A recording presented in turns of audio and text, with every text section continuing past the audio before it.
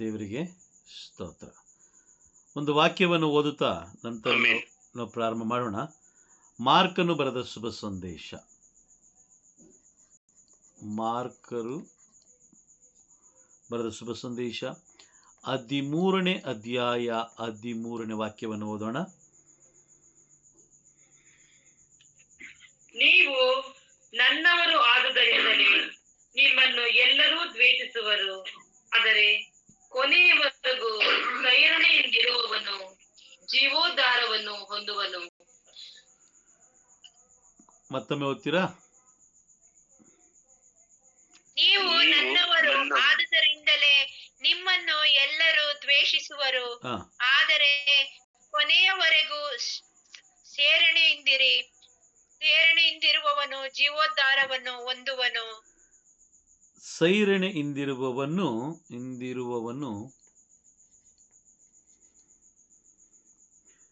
ಜೀವೋದ್ಧಾರವನ್ನು ಹೊಂದುವನು. ಜೀವೋದ್ಧಾರ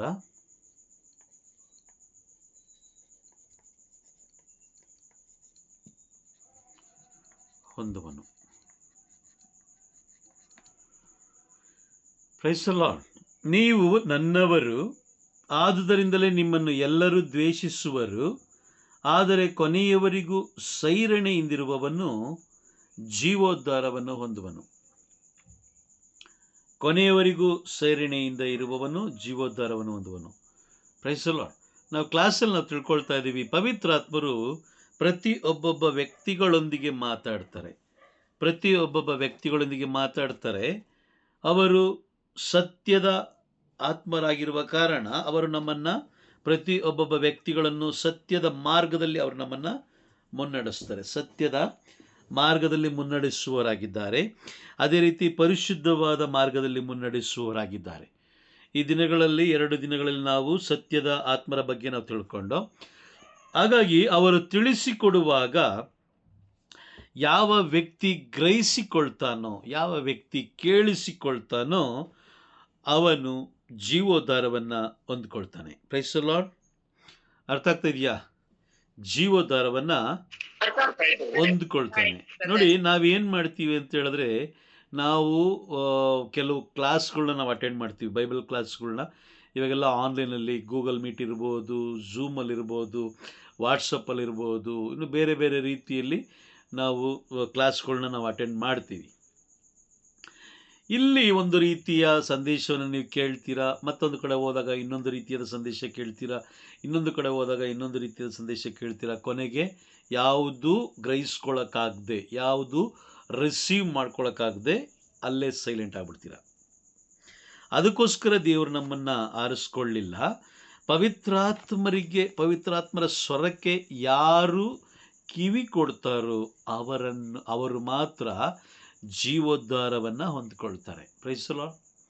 ಪ್ರತಿಯೊಬ್ಬೊಬ್ಬರಿಗೂ ವಾಕ್ಯ ಓದಲಿಕ್ಕೆ ಅವಕಾಶ ಇದೆ.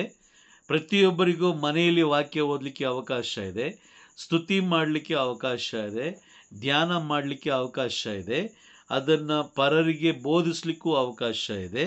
ಎಲ್ಲ ರೀತಿಯಾದ ಅವಕಾಶಗಳನ್ನು ದೇವರು ಕೊಟ್ಟಿರಬೇಕಾದ್ರೆ ಆ ಎಲ್ಲ ಅವಕಾಶಗಳನ್ನು ನಾವು ಬದಿಗೊತ್ತಿ ನಾವು ಲೋಕದ ಅವಕಾಶಕ್ಕಾಗಿ ನಾವು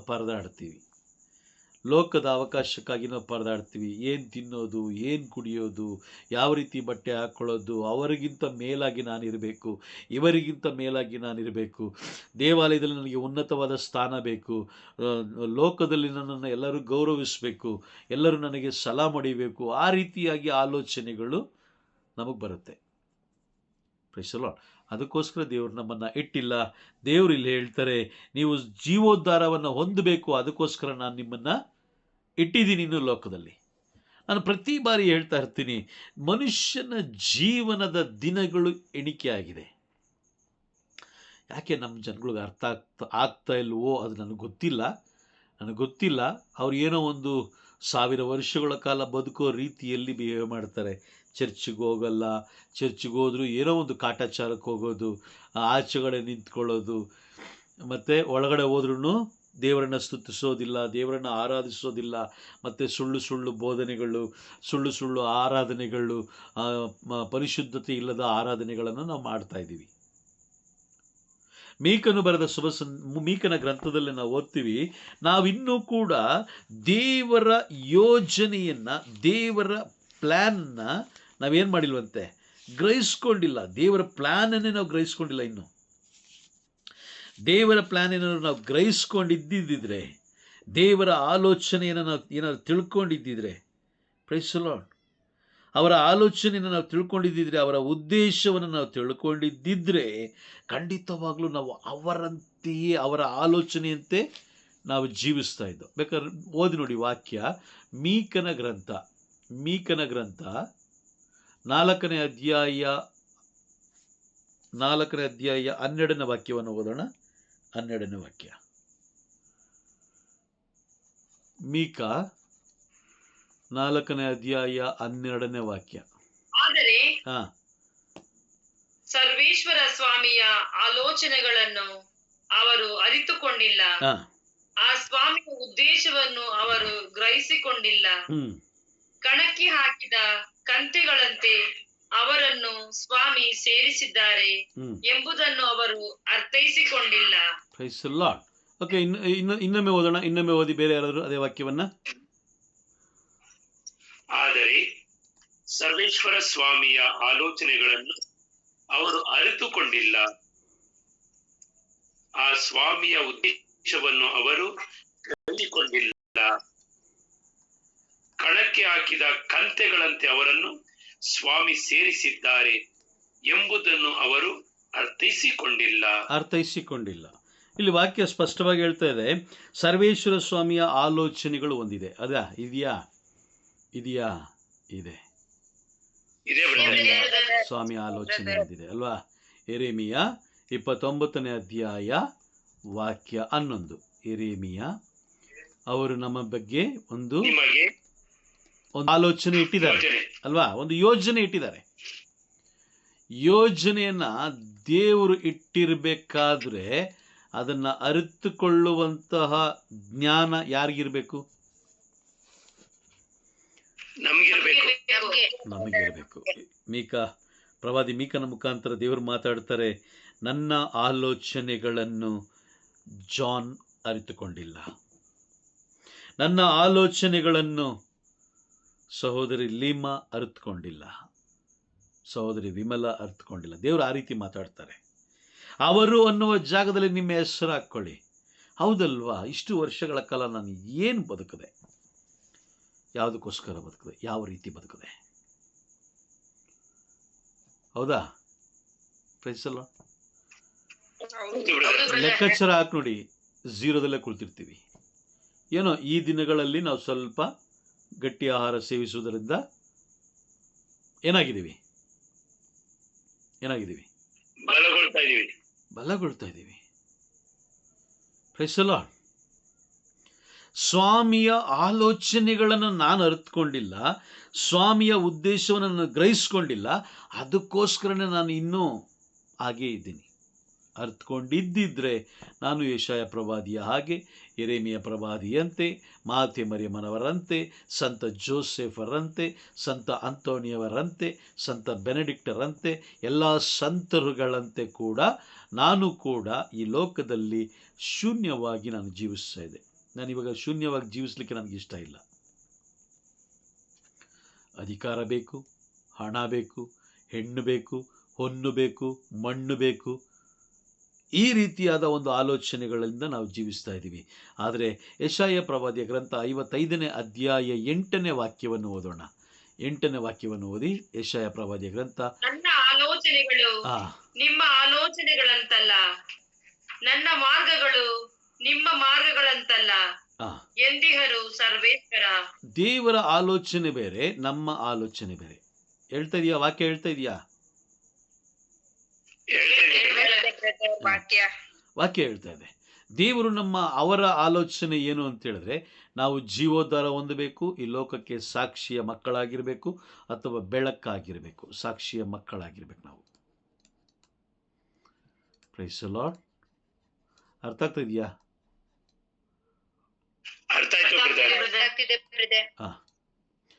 ಸಾಕ್ಷಿಯ ಮಕ್ಕಳಾಗಿರಬೇಕು. ಅದಕ್ಕೋಸ್ಕರನೇ ಅದನ್ನು ನಮ್ಮನ್ನು ಸಾಕ್ಷಿಯ ಮಕ್ಕಳನ್ನಾಗಿ ಮುನ್ನಡೆಸುವುದಕ್ಕೋಸ್ಕರ ದೇವರು ನಮಗೆ ಪವಿತ್ರ ಆತ್ಮರನ್ನು ಕೊಟ್ಟಿದ್ದಾರೆ.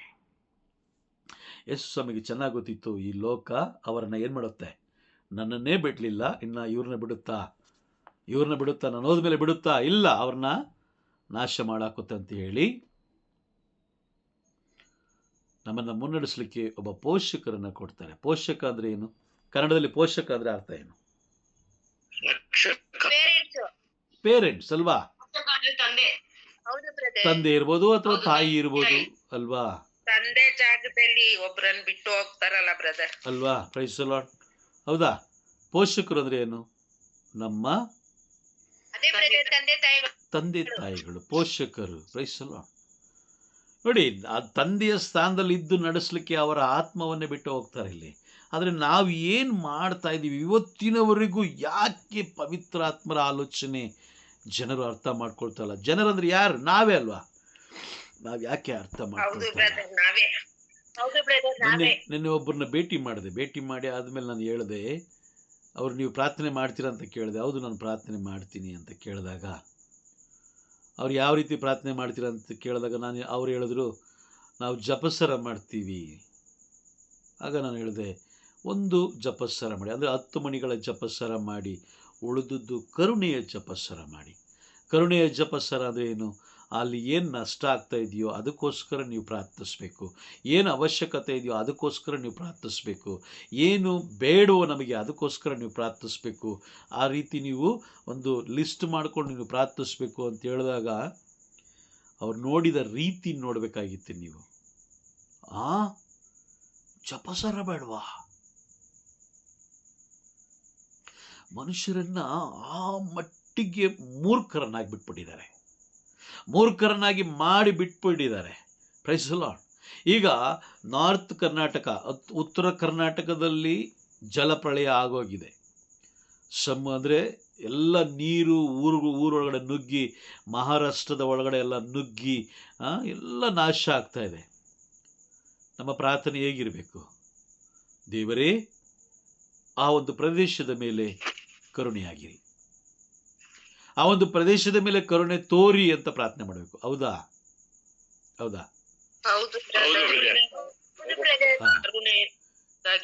ಕರುಣೆಗಾಗಿ ಪ್ರಾರ್ಥನೆ ಮಾಡಿ. ಯಾಕಂದ್ರೆ ನಾವು ಬದುಕಿರೋದೇ ಕರುಣೆಯಿಂದ, ಅವರ ಕೃಪೆಯಿಂದ. ಅದಕ್ಕೋಸ್ಕರ ಪ್ರಾರ್ಥನೆ ಮಾಡಬೇಕೇ ಹೊರತು ಮನುಷ್ಯನು ನಿರ್ಮಿಸಿದಂಥ ಪ್ರಾರ್ಥನೆ ಮಾಡೋದ್ರಲ್ಲಿ ಏನು ಪ್ರಯೋಜನ ಇಲ್ಲ ಅಂತ ಹೇಳಿದ ತಕ್ಷಣ ಇನ್ನೊಂದು ಮಾತೇನಾದ್ರು ಜಾಸ್ತಿ ಮಾತಾಡಿದಿದ್ರೆ ಅವ್ರು ನನ್ನನ್ನು ಒಡೆದೇ ಕಳಿಸಿರೋರು. Praise the Lord. ಪವಿತ್ರಾತ್ಮರು ನಮ್ಮ ಮೇಲೆ ಬಂದಾಗ ಯಾವುದು ಸತ್ಯ ಎಂಬುದನ್ನು ತೋರಿಸ್ಕೊಡ್ತಾರೆ. ಆಮೇಲೆ ಪವಿತ್ರಾತ್ಮರು ನಮ್ಮೊಳಗೆ ಬಂದಾಗ ಯಾವುದು ಸತ್ಯ ಅನ್ನೋದನ್ನು ತಿಳಿಸ್ಕೊಡ್ತಾರೆ. ಹಾಗಾಗಿ ನಮ್ಮಲ್ಲಿ ಸತ್ಯದ ಕೊರತೆ ಇರುವ ಕಾರಣ ಸತ್ಯದ ಆತ್ಮರು ನಮ್ಮನ್ನು ಮುನ್ನಡೆಸಲೇಬೇಕು. ಆಮೇಲೆ ಇಲ್ಲಿ ಯೇಸು ಸ್ವಾಮಿ ಹೇಳ್ತಾರೆ, ಮಾರ್ಕನ ಬರೆದ ಶುಭ ಸಂದೇಶ 13ನೇ ಅಧ್ಯಾಯ 13ನೇ ವಾಕ್ಯದಲ್ಲಿ ಮೊದಲನೇದಾಗಿ ಹೇಳ್ತಾರೆ, ನೀವು ನನ್ನವರು, ಆದುದರಿಂದಲೇ ಎಲ್ಲರೂ ನಿಮ್ಮನ್ನು ದ್ವೇಷಿಸುವರು. ಯಾವ ರೀತಿ ದ್ವೇಷಿಸ್ತಾರೆ? ನಿನಗೆ ತಿನ್ನ ಗತಿ ಇಲ್ಲ ಕಣೋ ಅಂತಾರ? ಇಲ್ಲ, ನಾವು ಚೆನ್ನಾಗೇ ಇದೀವಿ ಅಲ್ವಾ? ಚೆನ್ನಾಗೇ ಇದೀವಿ. ತಿನ್ನಕ್ಕೆ ಇದೆ, ಕುಡಿಲಿಕ್ಕಿದೆ, ವಾಸ ಮಾಡಲಿಕ್ಕಿದೆ, ಎಲ್ಲ ಇದೆ. ಆ ವಿಷಯದಲ್ಲಿ ಏನಾದ್ರು ಅಂದರೆ ನಮ್ಮನ್ನು ಹೇಳಿಸ್ತಾರ? ಬಾರೋ, ಈ ಕೆಲಸ ಮಾಡೋಣ, ಆ ಕೆಲಸ ಮಾಡೋಣ, ಬಾ, ನನ್ನ ಹತ್ರ ಸ್ವಲ್ಪ ದುಡ್ಡಿದೆ, ಅದನ್ನು ಬಡ್ಡಿಗೆ ಬಿಡೋಣ, ಅದನ್ನು ಬಡ್ಡಿ ಬರೋ ದುಡ್ಡಲ್ಲಿ ಸ್ವಲ್ಪ ನೀನು ಅರ್ಧ ಎತ್ಕೊ, ನಾನು ಅರ್ಧ ಎತ್ಕೊ, ಒಂದು ಸೈಟ್ ತೊಗೊಳ್ಳೋಣ, ಅದನ್ನು ಡಬ್ಬಲಿಟ್ಟು ಮಾರೋಣ, ಈ ಬೇರೆಯವ್ರಿಗೆ, ಅನಾಥರಿಗೆ, ವಿಧಿವೇರೆ ಆ ದುಡ್ಡುಗಳನ್ನು ನಾವು ಕಬಳಿಸೋದು ಹೆಂಗೆ ಅಂತ ನಾವು ಪ್ಲ್ಯಾನ್ ಮಾಡೋಣ ಅಂತ ಹೇಳಿದ್ರೆ, ಏನು ಬ್ರಿಲಿಯಂಟ್ ತಲೆ ಗುರು ನಿಂದು, ವಾವ್, ಸೂಪರ್. ಯಾಕಂದರೆ ದುಡ್ಡು ಬರುತ್ತೆ ಅಂದಾಗ ಅವ್ರೇನು ಹೇಳ್ತಾರೆ? ನೀನು ತುಂಬ ಬುದ್ಧಿವಂತ. ಅದೇ ವ್ಯಕ್ತಿನ ನೀವು ನಾವು ಒಂದು ಕೆಲಸ ಮಾಡೋಣ, ಸಾಯಂಕಾಲ ಒಂದು 6 ಗಂಟೆಯಿಂದ ಅಥವಾ 7 ಗಂಟೆಯಿಂದ ಅಥವಾ 8 ಗಂಟೆಯಿಂದ 9 ಗಂಟೆ ಗಂಟ ನಾವು ಲೋಕಕ್ಕೋಸ್ಕರ ನಾವು ಪ್ರಾರ್ಥನೆ ಮಾಡೋಣ. ನೀನು ಮನೇಲಿ ನಿಮ್ಮ ಮನೆಗೆ ಒಂದು ಬೇಕಾದ್ರೆ ಕರಿ, ನಾನು ಬರ್ತೀನಿ, ಇಲ್ಲ ನಮ್ಮ ಮನೆಗೆ ಬೇಕಾದ್ರೆ ಬಾ ನೀನು ಅಂತ ಹೇಳಿ ನೀವು ಕರೆದು ನೋಡಿ ಪ್ರಾರ್ಥನೆಗೆ. ಅದೇ ವ್ಯಕ್ತಿ ನೀನು ಬುದ್ಧಿವಂತ, ನೀನು ಜ್ಞಾನವಂತ ಅಂತ ಹೇಳುವಂತ ವ್ಯಕ್ತಿ ಅವನು ಏನೈತೆ ಅಷ್ಟು ಮಾಡ್ಬೇಕು ಅಂತ ಹೇಳ್ತಾರೆ. ಆಗ್ಲೇ ನಿಮ್ಮನ್ನ ಏಳಿಸೋದು. ಅದಕ್ಕೋಸ್ಕರ ಯೇಸು ಸ್ವಾಮಿ ಹೇಳ್ತಾರೆ, ಎಲ್ಲರೂ ನಿಮ್ಮನ್ನ ದ್ವೇಷಿಸುವರು. ದ್ವೇಷ ಅಲ್ಲಿ ಬರುತ್ತೆ, ದ್ವೇಷ ಅಲ್ಲಿ ಬರುತ್ತೆ. ನೀವು ಯಾವಾಗ ದೇವರ ಬಗ್ಗೆ ಮಾತಾಡ್ತಿರೋ ದ್ವೇಷ ಅಲ್ಲಿ ಉಟ್ಕೊಳ್ಳುತ್ತೆ. ಕುಟುಂಬದಲ್ಲಿ ದ್ವೇಷ ಉಟ್ಕೊಳ್ಳುತ್ತೆ. ತಂದೆ ತಾಯಿಗಳ ಮಧ್ಯದಲ್ಲಿ, ತಂದೆ ತಾಯಿಗಳು ಗಂಡ ಹೆಂಡತಿ ಮಧ್ಯದಲ್ಲಿ ದ್ವೇಷ ಉಟ್ಕೊಳ್ಳುತ್ತೆ. ಅಪ್ಪ ಅಮ್ಮ ಮತ್ತು ಮಕ್ಕಳ ಮಧ್ಯದಲ್ಲಿ ದ್ವೇಷ ಉಟ್ಕೊಳ್ಳುತ್ತೆ. ಅಣ್ಣ ತಮ್ಮಂದಿರ ಮಧ್ಯದಲ್ಲಿ ದ್ವೇಷ ಉಟ್ಕೊಳ್ಳುತ್ತೆ. ಅಕ್ಕಪಕ್ಕದ ಮನೆಯವರ ಮಧ್ಯದಲ್ಲಿ ದ್ವೇಷ ಉಟ್ಕೊಳ್ಳುತ್ತೆ. ಸಹೋದರ ಸಹೋದರಿಯರ ಮಧ್ಯದಲ್ಲಿ ದ್ವೇಷ ಉಟ್ಕೊಳ್ಳುತ್ತೆ. ಯಾಕೆ? ಕೆಲವು ಬಾರಿ ನಮ್ಮ ನಮ್ಮ ನಮ್ಮ ಏನು ಹೇಳ್ತಾರೆ, ನಮ್ಮೊಳಗೆ ಒಂದು ದ್ವೇಷ ಉಟ್ಕೊಳ್ಳುತ್ತೆ. ಇಷ್ಟು ಪ್ರೇಯರ್ ಮಾಡ್ತೀನಿ, ಇಷ್ಟು ಇದು ಮಾಡ್ತೀನಿ, ಇಷ್ಟೆಲ್ಲ ಆದರೂ ನನಗೆ ಯಾಕೆ ಈ ಥರ ಆಗ್ತಾಯಿದೆ, ಯಾಕೆ ಆರೋಗ್ಯ ಹಾಳಾಗೋಗ್ತಾ ಇದೆ, ಯಾಕೆ ಹಂಗಾಗ್ತದೆ, ಯಾಕೆ ಹಿಂಗಾಗ್ತದೆ, ಯಾಕೆ ಅವ್ರು ಆ ರೀತಿ ಬೈತಾರೆ, ಯಾಕೆ ಇವರು ಈ ರೀತಿ ಬೈತಾರೆ? ಅದಕ್ಕೆ ಉತ್ತರ ಒಂದೇ, ಸೈರಣೆ ಇದ್ದಿರಿ. ಸೈರಣೆ ಇರಲಿಕ್ಕೆ ಒಂದೇ ಕಾರಣ, ಪರಿಶುದ್ಧಾತ್ಮರ ಸ್ವರವನ್ನು ಕೇಳಿಸ್ಕೊಳ್ಳಿಕ್ಕೆ. ಯಾವ ವ್ಯಕ್ತಿ ಪರಿಶುದ್ಧಾತ್ಮರೊಂದಿಗೆ ಜೀವಿಸ್ತಾನೋ ಅವನು ಅಂತಿಮ ತೀರ್ಪು, ನ್ಯಾಯ ತೀರ್ಪು, ಪಾಪದ ಬಗ್ಗೆ ಅವನು ಸತ್ಯವನ್ನು ಅರ್ಥಕೊಳ್ತಾನೆ. Price the lord. ಅರ್ಥ ಆಗ್ತಾ ಇದೆಯಾ? ಅರ್ಥ ಆಗ್ತಾ ಇದೆಯಾ ಹೇಳ್ತಾ ಇರೋದು? ಇದ್ದೀರಾ? ಎಲ್ಲರೂ ಇದ್ದೀರಾ? ಎಲ್ಲರೂ ಇದ್ದೀರಾ? Okay fine. Praise the lord. ಯಾಕಂತ ಹೇಳಿದ್ರೆ ಕೆಲವರು ಬಾರಿ ಸೈತಾನ ಏನು ಮಾಡ್ತಾನೆ ಅಂತ ಹೇಳಿದ್ರೆ ಬ್ಲಾಕ್ ಮಾಡ್ತಾನೆ. ಏನು ಬ್ಲಾಕ್ ಮಾಡ್ತಾನೆ? ಕಿವಿಗಳನ್ನ ಬ್ಲಾಕ್ ಮಾಡ್ತಾನೆ. ಬೈಬಲ್ ನೋಡಬೇಕಾ? ಬೈಬಲ್ ಬ್ಲಾಕ್ ಮಾಡ್ತಾನೆ. ಬೈಬಲ್ ಮಾತಾಡಬೇಕು, ವಾಕ್ಯಗಳು ಮಾತಾಡಬೇಕಾ? ಬಾಯಿನ ಬ್ಲಾಕ್ ಮಾಡ್ತಾನೆ. ಕೇಳಿಸ್ಕೊಳ್ಬೇಡ, ನೋಡಬೇಡ, ಮಾತಾಡಬೇಡ. ಇದು ಮೂರು ಮಾಡಿದ್ರೆ ನೀನು ಧನ್ಯನು. ಧನ್ಯನು ಅಂದ್ರೆ ಏನು? ಪರಲೋಕಕ್ಕೆ ಬಾಧ್ಯಸ್ಥನು. ಅದಕ್ಕೋಸ್ಕರ ಸೈತಾನ ಏನ್ ಮಾಡ್ತಾನೆ? ಕಿವಿ ಮುಚ್ತಾನೆ, ಕಣ್ಣು ಮುಚ್ತಾನೆ, ಬಾಯಿ ಮುಚ್ತಾನೆ. ಆಗ್ಲೇ ಉಂಟಾಗೋದು ಸಮಸ್ಯೆಗಳು. Praise the lord. ನೀವು ಸೇರಣೆಯಿಂದ ಇದ್ದಾಗ ಜೀವೋದ್ಧಾರವನ್ನ ಹೊಂದಿಕೊಳ್ಳುವಿರಿ. ಹಾಗಾಗಿ ಸತ್ಯದ ಆತ್ಮರು ನಮ್ಮನ್ನು ಮುನ್ನಡೆಸುವಾಗ, ದ ಸ್ಪಿರಿಟ್ ಆಫ್ ಟ್ರುತ್, ಯಾಕಂದ್ರೆ ನಮಗೆ ಸತ್ಯ ಗೊತ್ತಿಲ್ಲ, ಯಾವುದು ಸತ್ಯ ಯಾವುದು ಸುಳ್ಳು ಯಾವುದು ಗೊತ್ತಿಲ್ಲ. ಯಾಕಂದರೆ ಮನುಷ್ಯ ಹೇಳುವುದೆಲ್ಲ ಏನಿರುತ್ತೆ? ಸುಳ್ಳು ಇರುತ್ತೆ, ಸತ್ಯನೂ ಇರುತ್ತೆ ಅಲ್ವಾ? ಸುಳ್ಳುನೂ ಇರುತ್ತೆ, ಸತ್ಯನೂ ಇರುತ್ತೆ ಅಲ್ವಾ? ಆದರೆ ಪವಿತ್ರ ಆತ್ಮರು ಸುಳ್ಳೆಂಬ ಪದವನ್ನ ಬಳಸೋದೇ ಇಲ್ಲ. ಅವರೇನಿದ್ರು? ಸತ್ಯ. Praise the lord. ಸತ್ಯ ಸ್ವರೂಪಿ. ಎರಡನೇದಾಗಿ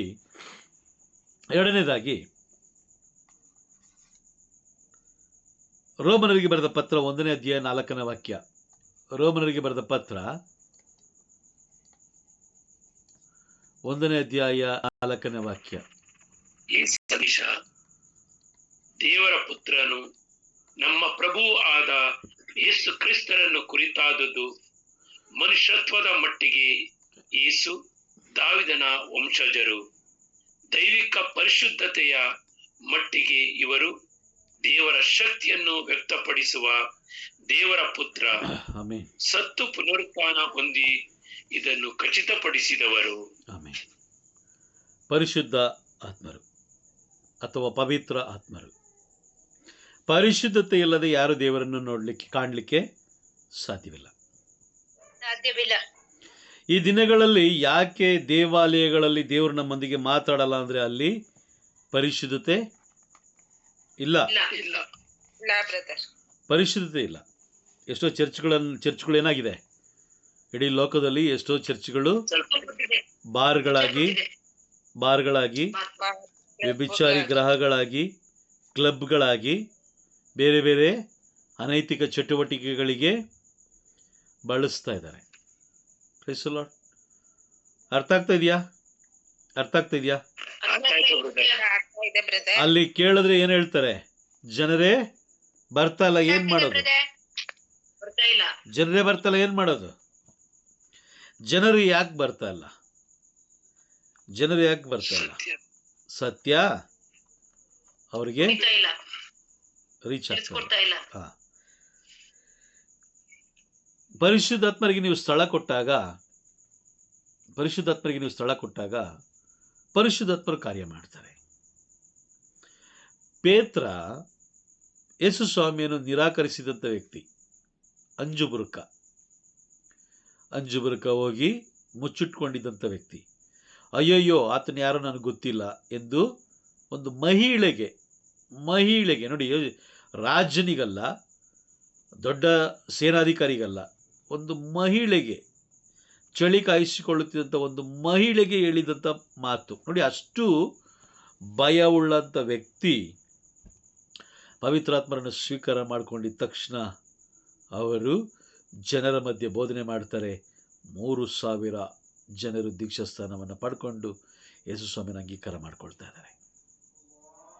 ನಿಮಗೆ ಗೊತ್ತಿಲ್ಲ, ಎಲ್ಲ ದೇಶಗಳಲ್ಲಿ, ಈ ವೆಸ್ಟ್ ಇಂಡೀಸು, ನೈಜೀರಿಯಾ, ಆ ಕಡೆ ದೇಶಗಳಲ್ಲಿ ನಿಮಗೆ ಗೊತ್ತಿಲ್ಲ, ಅನೇಕ ಜನರು ಪ್ರಭು ಯೇಸು ಕ್ರಿಸ್ತರನ್ನು ಅಂಗೀಕಾರ ಮಾಡ್ಕೊಳ್ತಾ ಇದ್ದಾರೆ, ದೀಕ್ಷಾಸ್ಥಾನಗಳನ್ನು ಪಡ್ಕೊಳ್ತಾ ಇದ್ದಾರೆ. 2 ಲಕ್ಷ ಜನ, 3 ಲಕ್ಷ ಜನ ಪಡ್ಕೊಳ್ತಾ ಇದ್ದಾರೆ. ಅಂತಿಮ ದಿನಗಳಲ್ಲಿ ಎಲ್ಲರೂ ಬದಲಾಗ್ತಾ ಇದ್ದಾರೆ. ಯಾರು ಬದಲಾಗ್ತಲ್ಲ ಅಂತ ಹೇಳಿದ್ರೆ, ಭಾರತ ದೇಶದ ಕ್ರೈಸ್ತರು, ಕಥೋಲಿಕ ಕ್ರೈಸ್ತರು ಬದಲಾಗ್ತಾ ಇಲ್ಲ. ಭಾರತ ದೇಶದ ಕಥೋಲಿಕ ಕ್ರೈಸ್ತರು, ಇಡೀ ಲೋಕದಲ್ಲಿರುವ ಕಥೋಲಿಕ ಕ್ರೈಸ್ತರು ಬದಲಾಗ್ತಾ ಇಲ್ಲ. ಪವಿತ್ರಾತ್ಮರಿಗೆ ಅವರು ಸ್ಥಳನೇ ಕೊಡ್ತಾ ಇಲ್ಲ. ಬದಲಾಗಿ ಅವ್ರು ಏನು ಮಾಡ್ತಾ ಇದ್ದಾರೆ? ಮಾನವ ನಿರ್ಮಿತ ಸ್ವರೂಪಗಳ ಮೇಲೆ ನಂಬಿಕೆ ಇಟ್ಕೊಂಡು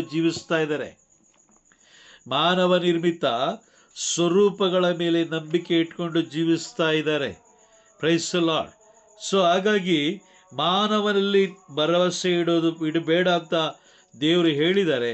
ಆದರೂ ಕೂಡ ನಮ್ಮ ಜನರು ಏನು ಮಾಡ್ತಾ ಇದ್ದಾರೆ? ಮಾನವನಿಂದ ಉಂಟು ಮಾಡಿದಂಥ ದೇವರುಗಳನ್ನು ಇವರು ಇಟ್ಕೊಂಡು ಇದೇ ದೇವರೆಂದು ವಾದ ಮಾಡ್ತಾ ಇದ್ದಾರಾ? Praise the lord. ಮಾಡ್ತಾ ಇದ್ದಾರೆ ಅಲ್ವಾ? ಹೌದಾ? ಅನೇಕ ಜನರು ಮಾಡ್ತಾ ಇದ್ದಾರೆ. ಇನ್ನೊಂದು ನಾನು ಹೇಳಲಿಕ್ಕೆ ಇಷ್ಟಪಡ್ತೀನಿ, ದೇವರನ್ನ ಉಂಟು ಮಾಡಲಿಕ್ಕೆ ನಮಗೆ ಸಾಧ್ಯ ಇದೆಯಾ? ದೇವರನ್ನ ಉಂಟು ಮಾಡಲಿಕ್ಕೆ ನಮಗೆ ಸಾಧ್ಯ ಇದೆಯಾ? ಸಾಧ್ಯನೇ ಇಲ್ಲ ಅಲ್ವಾ? Praise the lord. ಏನ್ ಹೇಳಿ? ಒಂದು ಸಣ್ಣ ಕ್ರಿಮಿಯನ್ನು ಕೂಡ ನಾವು ಉಂಟು ಮಾಡಲು ನಮ್ಮಿಂದ ಸಾಧ್ಯವಿಲ್ಲ ಬ್ರದರ್. ಒಂದು ಸಣ್ಣ ಕ್ರಿಮಿಯನ್ನು ಉಂಟು ಮಾಡಲಿಕ್ಕೆ ಏನಿಲ್ಲ, ನಮ್ಮ ಕೈಯಲ್ಲಿ ಸಾಧ್ಯವಿಲ್ಲ. Praise the lord. ಒಂದು ವಾಕ್ಯವನ್ನು ಓದೋಣ. ಯೆರೆಮೀಯ ಪ್ರವಾದಿಯ ಗ್ರಂಥ 10ನೇ ಅಧ್ಯಾಯ ವಾಕ್ಯ 2 ಅಥವಾ 1ರಿಂದ 4, 5 ತನಕ ಓದಿ. 1ರಿಂದ 5. ಇಸ್ರಾಯೇಲ್ ವಂಶದವರೇ, ಸರ್ವೇಶ್ವರ ಸ್ವಾಮಿ ನಿಮಗೆ ನುಡಿಯುವ ಮಾತನ್ನು ಕೇಳಿರಿ. ಅವರು ಹೇಳುವುದು ಇದು: ಅನ್ಯ ಜನಾಂಗಗಳ ಆಚರಣೆಯನ್ನು ಅನುಸರಿಸಬೇಡಿ. ಅವರು ಹೆದರುವ ಆಕಾಶದ ಉತ್ಪತ್ತಗಳಿಗೆ ನೀವು ಹೆದರಬೇಡಿ. ಆ ಜನಾಂಗಗಳ ಧಾರ್ಮಿಕ ಪದ್ಧತಿಗಳು ಶೂನ್ಯ. ಅರಣ್ಯದ ಮರಗಳನ್ನು ಅವರು ಕತ್ತರಿಸುತ್ತಾರೆ. ಬಡಗಿಯ ಕೈಯಿಂದ ಅವನ ಉಳಿಯಿಂದ ಅದನ್ನು ರೂಪಿಸುತ್ತಾರೆ, ಅದನ್ನು ಅಲಂಕರಿಸುತ್ತಾರೆ. ಬೆಳ್ಳಿ ಬಂಗಾರಗಳಿಂದ ಅದು ಅಲುಗದ ಹಾಗೆ ಭದ್ರಪಡಿಸುತ್ತಾರೆ. ಮೊಳೆ ಸುತ್ತಿಗೆಯಿಂದ ಸೌತೆ ತೋಟದ ಬೆದರು ಗಂಬದಂತಿರುವ ಈ ಬೊಂಬೆಗಳು ಮಾತನಾಡಲಾರವು. ಅವನ್ನು ಹೊತ್ತುಕೊಂಡು ಹೋಗಬೇಕು, ಅವು ನಡೆಯಲಾರವು. ಅವುಗಳಿಗೆ ನೀವು ಅಂಜಬೇಕಾಗಿಲ್ಲ. ಅವು ಕೇಡು ಮಾಡಲಾರವು. ಅವು ಕೇಡು ಮಾಡಲಾರವು. Price the lord. ಅವು ಕೇಡು ಮಾಡೋಕ್ಕೆ ಸಾಧ್ಯನೇ ಇಲ್ಲ. ಆದರೆ ನಾವೇನು ಮಾಡ್ತಾ ಇದೀವಿ? ಎದುರಿ ಸಾಯ್ತಾ ಇದೀವಿ. ಸಾಯ್ತಾ ಇದೀವ? ಸಾಯ್ತಾ ಇದೀವಿ ಬ್ರದರ್. ಭಯಪಡ್ತೀವಿ. ಎದುರಿ ಸಾಯ್ತಾ ಇದೀವಿ. ಹಾಗಾಗಿ ದೇವರ ಯೋಜನೆಯನ್ನು ನಾವು ಅರ್ಥಕೊಂಡಿಲ್ಲ. ದೇವರೇ ಹೇಳ್ತಾ ಇದ್ದಾರೆ, ಅದು ಯಾವುದಕ್ಕೂ ಎದುರಕ್ಕೆ ಹೋಗ್ಬೇಡ, ಅದು ಯಾವುದಕ್ಕೂ ನೀನು ಭಯ ಪಡಕ್ಕೆ ಹೋಗ್ಬೇಡ. ನಿನ್ನನ್ನು ಉಂಟು ಮಾಡಿದವನು ನಾನು, ನಿನ್ನ ಜೊತೆಲಿರೋ ನಾನು, ನಿನಗೆ ಬೇಕಾದದ್ದು ಕೊಡ್ತಾ ಇರೋದು ನಾನು, ನನ್ನ ಪ್ರಸನ್ನತೆ ನಿನ್ನ ಜೊತೆಯಲ್ಲಿದೆ. ನೀನು ಬದುಕಿರೋದೇ ನನ್ನ ಕೃಪೆಯಿಂದ, ನನ್ನ ಕರುಣೆಯಿಂದ. ನಾನು ನಿನಗೆ ಇನ್ನೂ ಸಮಯ ಕೊಟ್ಟಿದ್ದೀನಿ. ನಾನು ನಿನಗೆ ಸಮಯ ಕೊಟ್ಟಿದ್ದೀನಿ, ನನ್ನನ್ನು ಅರ್ಥಕೊಳ್ಳಿಕ್ಕೆ ಸಮಯ ಕೊಟ್ಟಿದ್ದೀನಿ. ಅದಕ್ಕೋಸ್ಕರ ನೀನೇನು ಮಾಡು, ನಿನ್ನನ್ನು ಮುನ್ನಡೆಸಲಿಕ್ಕೆ ಪವಿತ್ರಾತ್ಮರನ್ನು ಕೊಟ್ಟಿದ್ದೀನಿ. ಪವಿತ್ರಾತ್ಮರಿಗೆ ಸ್ಥಳ ಕೊಡು. ಪವಿತ್ರಾತ್ಮರು ನಿನ್ನನ್ನು, ನಿನ್ನ ಕುಟುಂಬವನ್ನು, ನಿನ್ನ ಸಂತತಿಯನ್ನು, ನಿನ್ನ ಮಕ್ಕಳನ್ನು ಅವ್ರೇನು ಮಾಡ್ತಾರೆ? ಸತ್ಯದ ಮಾರ್ಗದಲ್ಲೂ, ಸತ್ಯದ ಮಾರ್ಗದಲ್ಲೂ ಪರಿಶುದ್ಧತೆಯ ಮಾರ್ಗದಲ್ಲೂ ಅವರು ನಿಮ್ಮನ್ನು ಮುನ್ನಡೆಸ್ತಾರೆ. ಹಾಗಾಗಿ ನಿನಗೆ ನೀನೇ ಒಂದು ಯೋಜನೆ ರೂಪಿಸ್ಕೊಂಡು, ನಾನು ಇಷ್ಟು ಮಾಡಿದೆ, ನಾನು ಅಷ್ಟು ಮಾಡಿದೆ, ನಾನು ಅದು ಮಾಡಿದೆ, ಇದು ಮಾಡಿದೆ ಅಂತ ಹೇಳಿ ನಿನ್ನನ್ನು ನೀನು ಕೊಚ್ಚಿಕೊಳ್ಳಬೇಡ. ಮೊದಲು ನೀನು ತಿಳ್ಕೊಳ್ಬೇಕಾಗಿರೋದೇನು? ಸ್ವಾಮಿಯ ಆಲೋಚನೆಯನ್ನು ನಾವು ತಿಳ್ಕೊಳ್ಬೇಕು. ಮೀಕನ ಗ್ರಂಥ ಬರೆದಿಟ್ಕೊಳ್ಳಿ. ನಿಮಗೆ ಕಣ್ಣಿಗೆ ಕಾಣಿಸುವ ಕಡೆ ಒಂದು ಪೇಪರಲ್ಲಿ ಬರೆದಿಡಿ.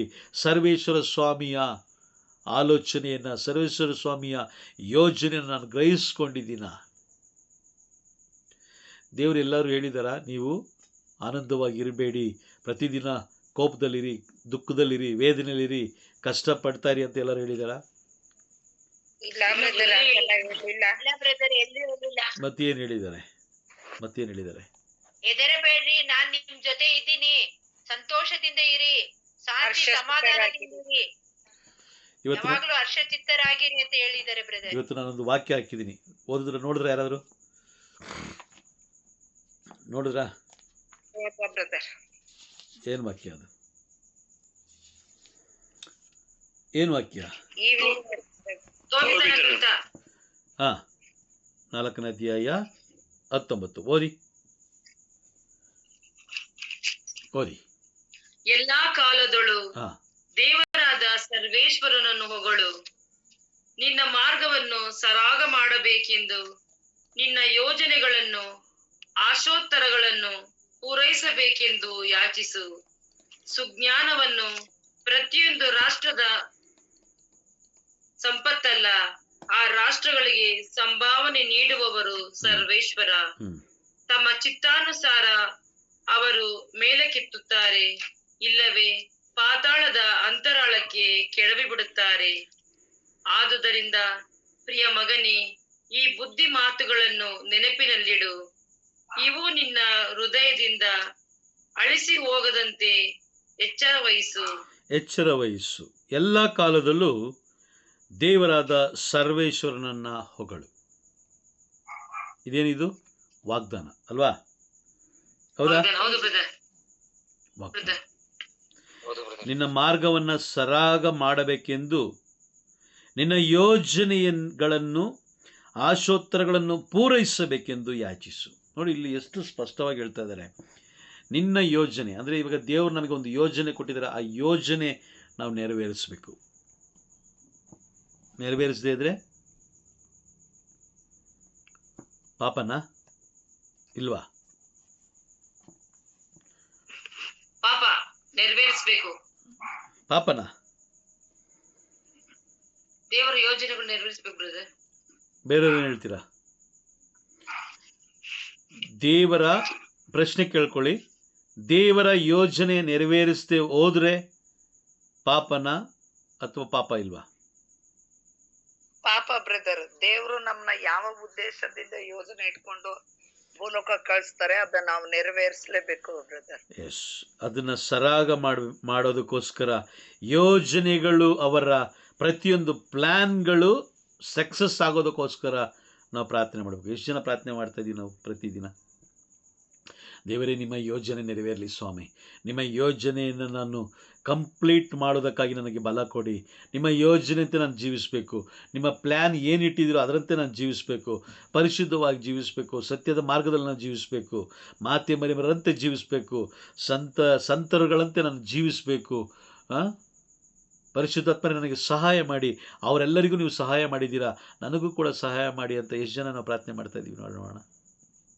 ನಾನ್ ಮಾಡ್ತಾ ಇದ್ದೀನಿ ಬ್ರದರ್. ಲೋಕದಲ್ಲಿ ಎಷ್ಟು ಜನ ಪ್ರಾರ್ಥನೆ ಮಾಡ್ತಾ ಇದ್ದಾರೆ ಅಲ್ವಾ? ಹೌದಾ? ಇಲ್ಲ, ಹೌದು. Praise the lord. ಅದೇ ತಪ್ಪು. ಇದೆಲ್ಲ ಸತ್ಯವನ್ನು ತಿಳಿಸ್ಕೊಳ್ಳೋದು ಯಾರು ಅಂತ ಹೇಳಿದ್ರೆ ಸತ್ಯದ ಆತ್ಮರು, ಅಂದರೆ ಪವಿತ್ರಾತ್ಮರು. ರೋಮನರಿಗೆ ಬರೆದ ಪತ್ರ 1ನೇ ಅಧ್ಯಾಯ 4ನೇ ವಾಕ್ಯ ತಿಳಿಸುವ ಹಾಗೆ ನಾವು ಎಲ್ಲ ಅಸಹ್ಯವಾದ ಕಾರ್ಯಗಳನ್ನು ಮಾಡಿಕೊಂಡು ಬೈಬಲ್ಗೆ ವಿರುದ್ಧವಾಗಿ ನಾವು ಜೀವಿಸ್ಕೊಂಡು ನಾನು ಪರಿಶುದ್ಧನಾಗಿದ್ದೀನಿ ಅಂತ ಹೇಳಕ್ಕೆ ಸಾಧ್ಯ ಇದೆಯಾ? ನಾವು ಹೇಳ್ಬೋದು, ಅಯ್ಯೋ ನಾನು ಏನು ತಪ್ಪು ಮಾಡಿಲ್ಲ, ಆದರೆ ವಿಗ್ರಹ ಆರಾಧನೆ ಮಾಡ್ತಾ ಇದ್ದೀನಿ. ಅದು ವಿಗ್ರಹ ಆರಾಧನೆ ಅಲ್ವೇ ಅಲ್ಲ.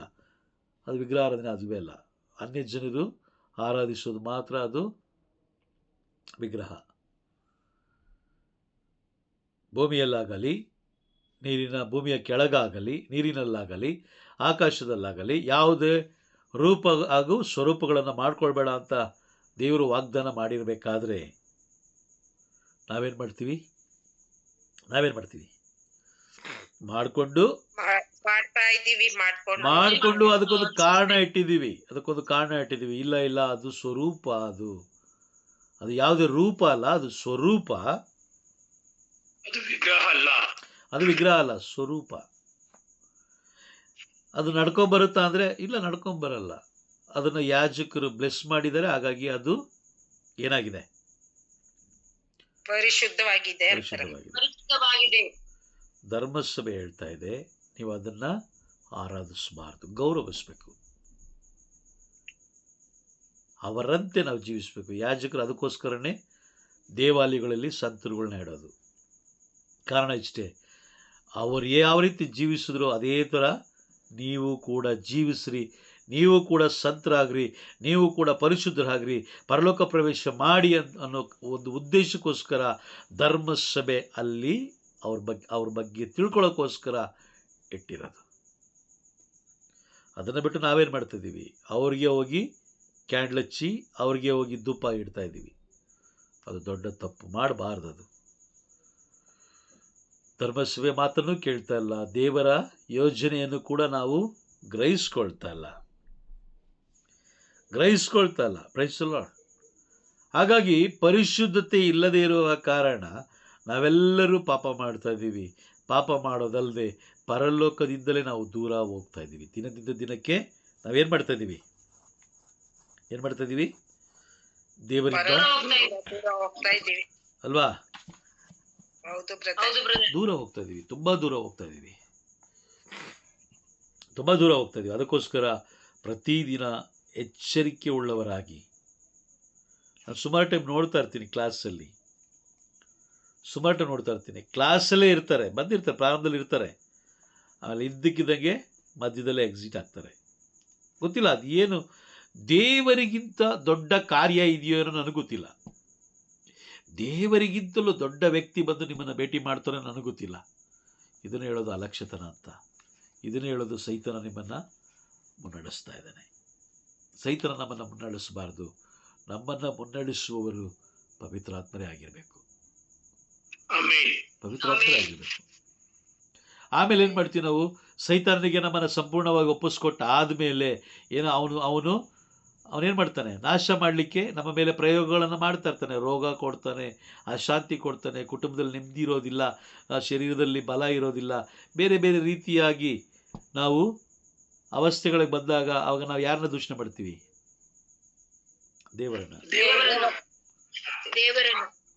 ದೇವರಿಗೆ ನೀಡಬೇಕಾದ ಸಮಯವನ್ನು ನೀವು ನೀಡಬೇಕು. ಆ ಲೋಕದಲ್ಲಿ ಯಾವುದೇ ದೊಡ್ಡ ವ್ಯಕ್ತಿ ಬಂದರೂ ಅವನ್ನ ಸೈಡ್ಗೆ ಇಡಬೇಕು.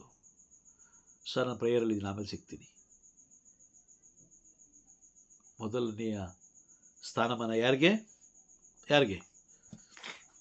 ದೇವರಿಗೆ ಇವತ್ತಿನವರೆಗೂ ಗೊತ್ತಿಲ್ಲಪ್ಪ, ಇವತ್ತಿನವರೆಗೂ ಗೊತ್ತಿಲ್ಲ. ನನಗೆ ಪ್ರಾರಂಭದಲ್ಲಿ ನಮ್ಮ ಯಾಜಕರು ಹೇಳಿದ್ರು, ನೀನು ಕ್ಲಾಸ್ನ ಬಿಟ್ಟು ಇಲ್ಲಿ ಬಾ, ಸ್ವಲ್ಪ ಕೆಲಸಗಳಿದೆ ಅಂತ. ನಾನು ಹೇಳಿದೆ ಇಲ್ಲ ಇಲ್ಲ, ನನ್ನ ಪ್ರಾರ್ಥನೆ ಮುಖ್ಯ ನನಗೆ. ಅವ್ರು ತಿಳ್ಕೊಂಡ್ರು, ಅವ್ರು ತಿಳ್ಕೊಂಡ್ರು.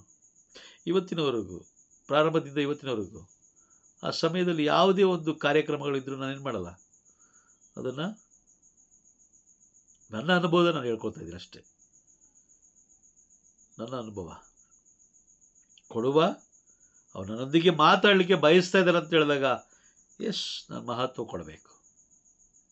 Price the lord. ಯಾಕೆ ಅವರು ನಮ್ಮ ಜೊತೆಲಿ ಮಾತಾಡ್ತಾರೆ, ಏನಕ್ಕೋಸ್ಕರ ಮಾತಾಡ್ತಾರೆ ಅಂತ ಹೇಳಿದ್ರೆ, ನಾವು ಪರಿಶುದ್ಧರಲ್ಲ ಅಂತ ನಮಗೂ ಗೊತ್ತಿದೆ, ಅದು ದೇವ್ರಿಗೂ ಗೊತ್ತಿದೆ. ದೇವರು ಯಾವಾಗ ನಮ್ಮ ಜೊತೆಲಿ ಮಾತಾಡಲಿಕ್ಕೆ ಪ್ರಾರಂಭ ಮಾಡ್ತಾರೋ ಆಗ ನಾವು ಪರಿಶುದ್ಧರಾಗ್ತೀವಿ. ಅರ್ಥ ಆಗ್ತಿದೆಯಾ? ಆಮೆನ್. ಅರ್ಥ ಆಗ್ತಿದೆಯಾ? ಅರ್ಥ ಆಗ್ತಾ ಇದೆ ಬ್ರದರ್.